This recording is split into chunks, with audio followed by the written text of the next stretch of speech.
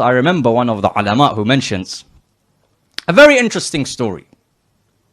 And some may be surprised by this, and some may think this is a level which is too high, but I'll explain that. The story of is one of the ulama, and his sons still today are very big mujtahideen. It was either his son or his grandson who are big mujtahideen. So the ones that live today, their grandfather. He's in Najaf al-Ashraf. Najaf al-Ashraf at the time, it was summer. When the time of Dhuhr comes, of course, in the Middle East and other countries, many of you know how hot it is, how difficult it is to be at that time of Dhuhr outside. So what they would do is they would go into the basement. And often houses would have a double basement. What they call sardab, two sardab. So one inside the another. So that they can stay cool during the afternoon. Then they come out, for example, out into the city at 4 or 5 o'clock.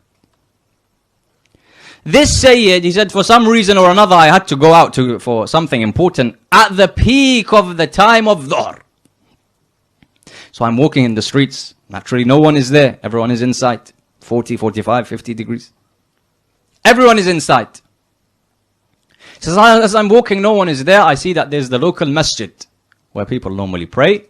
And I saw that there is someone who is known in this city to be insane.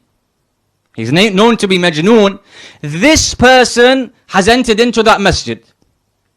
So I was worried that what if this person, for example, makes the masjid najis? For example, even children, you should be careful when you bring children into a masjid. No, Husayniyah. A masjid, that they don't make that masjid najis. Because it's a big sin to make a masjid najis.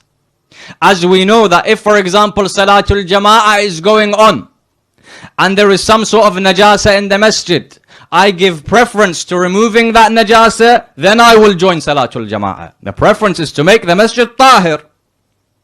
She says, I saw this person entering into the masjid. Everyone knows he's Majnoon, he's insane. So I was worried he's going to make the masjid najis. So I quickly followed him and I saw that he had entered into the masjid and closed the door behind him. And he's praying. And he's doing ibadah. What was strange, however, is I decided to creep inside. Today when I see him praying, I've never seen him act like this before. He's mentioning certain dua and dhikr that I've never heard in my life. He's crying with khushu and fear and humility of Allah subhanahu wa ta'ala. I said, Billah, this person cannot be crazy. This person isn't insane. Something's going on. Because no one can do this type of prayer. No one can do this type of buka and cry for Allah subhanahu wa ta'ala and be someone who's insane. So he says, I waited for that person to finish. Then when I announced myself, he realized that I was here. I said, look, tell me your story. Because your story is something is going on here. People know you to be Majnoon. You're perfectly fine. What's going on? So he didn't say anything. Until he kept denying, until I said to him, for the sake of the person that has made you act Majnoon, tell me what's going on. He says, when he heard that, he says, now you've made me take oath of someone, and I can't do anything about this. I have to tell you. He says, what is it? He said, I decided, this person who claims to be crazy, I decided to develop myself spiritually. So I was involved in certain spiritual practices. I was involved in certain things. I would come to pray salah in one of the mosques in congregation, jama'ah, every single day. I'm fasting. I'm doing all types of things to cleanse my soul. I wanted to get closer to Allah subhanahu wa ta'ala. Until I found acquaintance in a person who also would attend that mosque for Salatul Jama'ah at the same time. For example, I come for Maghrib, he comes for Maghrib. He began speaking to me, conversing with me. I realized that this person is someone who is pure. Until eventually that person tells me that the reason why I have come to this masjid and have become friends with you is that this is the order of Sahib al-Asri wal-Zaman. Ajjallahu ta'ala farajahu al-Sharif. I said to him, what do you mean the order of the Holy Imam? He says, yes. I'm one of those people who's lucky, and these people, there's a hierarchy of these people, of how close they are to the Holy Imam.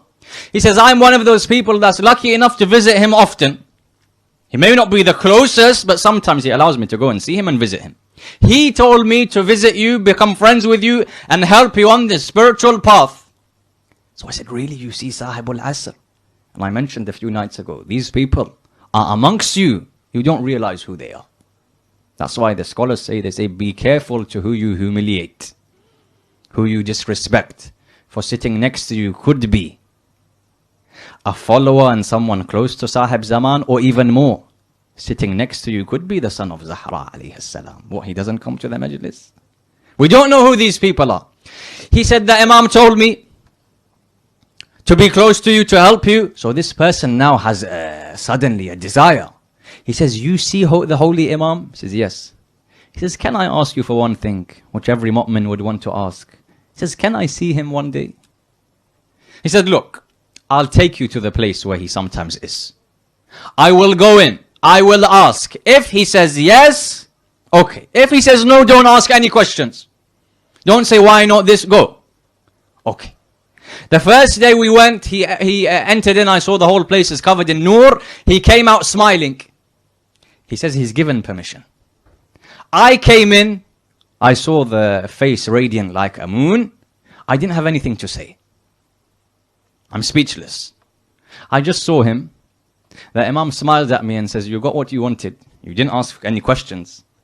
And crying, I exited that place. And I'm happy that just I got to see the face of Sahib al-Asr. Again now, when a person sees him once, he wishes to see it every single day, every single hour. He wishes to be as close to that Imam as possible. A few weeks later, I asked again. He said, the same condition, I'll go. If he says yes, yes. No, then you go. This time we went, he entered in. When that person comes out, his face is upset and angry.